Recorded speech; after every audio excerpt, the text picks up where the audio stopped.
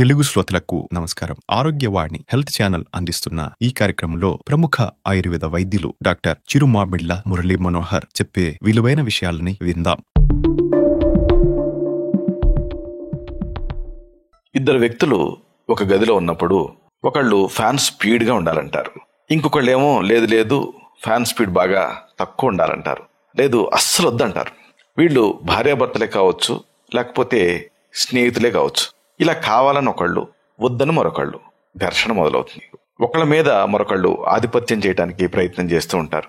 ఇద్దరూ కూడా నేను కరెక్ట్ అంటే నేను కరెక్టు అని వాదించుకుంటూ ఉంటారు.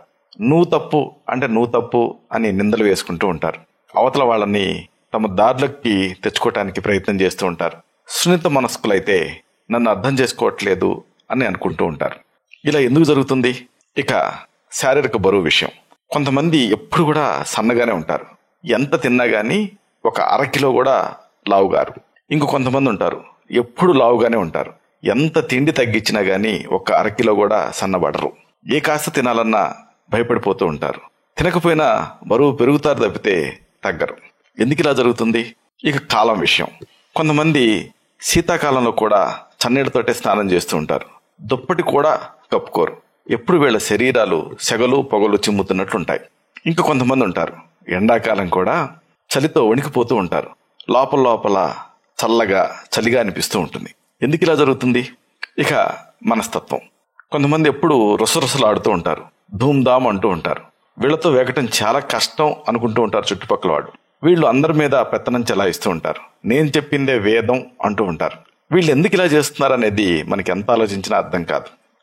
ఇలాగ చూసుకుంటూ పోతే, చెప్పుకుంటూ పోతే ప్రపంచం మొత్తం మీద చాలా భిన్న దృక్పథాలు, మనస్తత్వాలు మనకి కనపడతాయి.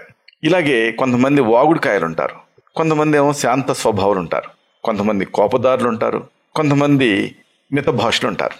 కొంతమందికి విషయాలు వెంటనే అర్థం అవుతూ ఉంటాయి, కొంతమందికి వెంటనే అర్థం కావు, కానీ వాళ్ళకి జ్ఞాపక శక్తి ఎక్కువ ఉంటుంది. ఎందుకు ఇలా జరుగుతుంది?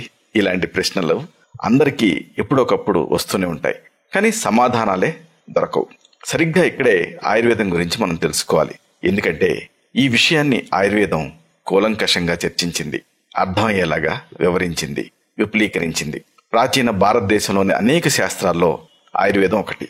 అప్పటి మునులు, మహర్షులు, ఋషులు వీళ్ళంతా వాళ్ళ త్రికాలజ్ఞతతో అంటే ఇంట్యూషన్తో అన్నీ దర్శించి మనకి అందించారు.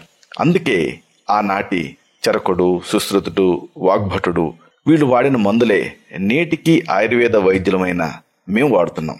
ఆ మహర్షుల సిద్ధాంతాలే నేటికి అందరికీ శిరోధార్యాలు. ప్రస్తుతం అందుబాటులో ఉన్న ఆధునిక వైద్యశాస్త్రం సైన్స్ మీద ఆధారపడింది. దీంట్లో సిద్ధాంతాలు, మందులు రోజు రోజుకి మారిపోతూ ఉంటాయి. ఈ రోజు ఈ వేళ కరెక్ట్ అనుకున్నది రేపు తప్పయ్యే అవకాశం ఉంది. ఇది మనం చూస్తూనే ఉన్నాం. ఇది దీని లక్షణం. ఒకప్పుడు సంజీవిని అనుకున్న పెన్సిలిన్ నేటి కాలంలో పనిచేయకపోవటం అందరికీ తెలుస్తూనే ఉంది. కానీ ఆయుర్వేదం అలా కాదు. క్రీస్తు పూర్వం చెప్పిన వైద్య విధానమే నేటికి పనిచేస్తుంది, ఎక్కడా తప్పటం లేదు. ఇదే ఆయుర్వేద వైద్యం తాలూకు గొప్పతనం. అన్నీ అప్పటివే, ఇంకా కొత్తగా ఏమీ లేవు. అయినప్పటికీ ఇది పరిపూర్ణమైన వైద్య విధానం. దీనికి మనం చేర్చాల్సిందేం లేదు, తీసివేయాల్సింది అంతకంటే లేదు. ఉన్నదాన్ని అర్థం చేసుకుంటే సరిపోతుంది. అలాగే దీని గురించి తక్కువగా మాట్లాడటానికి, విమర్శించడానికి కూడా ఏం లేదు. ఎందుకంటే అలా విమర్శించేంత జ్ఞానం మనకి లేదు, ఆ జ్ఞానం మనకి సరిపోదు. ఆయుర్వేదం పంచమహాభూత సిద్ధాంతాన్ని నమ్ముతుంది. దీన్ని ఆధారం చేసుకొని వాతపిత్త కఫాలు, సప్త ధాతువులు, త్రిగుణాలు, షడ్రసాలు ఇవన్నీ ఎంతో పకడ్బందీగా కూర్చిన వైద్యశాస్త్రం ఆయుర్వేదం. ఆయుర్వేదం కేవలం వైద్యశాస్త్రమే కాదు, ఒక జీవన విధానంగా ఒకప్పుడు వెలసిల్లింది. దీంట్లో ఒక తత్వశాస్త్రం, ఒక విజ్ఞాన శాస్త్రం, ఒక నీతి శాస్త్రం, ఒక సామాజిక శాస్త్రం, ఇలా ఎన్నో శాస్త్రాలున్నాయి. ఆయుర్వేదం అంటే కేవలం ఆకుపసర్లు, తెలుగు మందులు, లేకపోతే హెవీ మెటల్స్. ఇది కుహనా మేధావుల్లో ఉన్న ఒక దృక్పథం, ఒక ఆలోచన. అయితే ఆయుర్వేదం గురించి పూర్తిగా తెలియకుండా, ఏమీ చదవకుండా, కేవలం ఎవరో ఎక్కడో ఆయుర్వేదం పేరు మీద పసరు ఇస్తే ఆయుర్వేదం అంతా ఇంతే అనుకునే నేటి ఆధునిక వైద్యులు ఒక్కసారి వాళ్ళ శాస్త్రాలకు పుట్టిల్లైన వెస్ట్రన్ కంట్రీస్లో ఏం జరుగుతుందో గమనిస్తే ఆయుర్వేదానికి ప్రస్తుతం ఉన్న ఆదరణ ఎలాంటిదో తెలుస్తుంది. వెస్టర్న్ కంట్రీస్లో ఆయుర్వేదాన్ని అర్థం చేసుకోవటానికి చేస్తున్న కృషిని మనం కూడా అర్థం చేసుకోవాలి. ఆయుర్వేద మూల సిద్ధాంతాలు, నివారణ చర్యలు అంటే ప్రివెంటివ్ మెడిసిన్, రసౌషధాలు, వనౌషధాలు, ఇలా ఒకటేమిటి ఇంకొక 1000 సంవత్సరాలైనా దీన్ని పూర్తిగా సైంటిఫిక్ పద్ధతిలో అర్థం చేసుకోవటానికి మన అల్పాయుష్ సరిపోదు.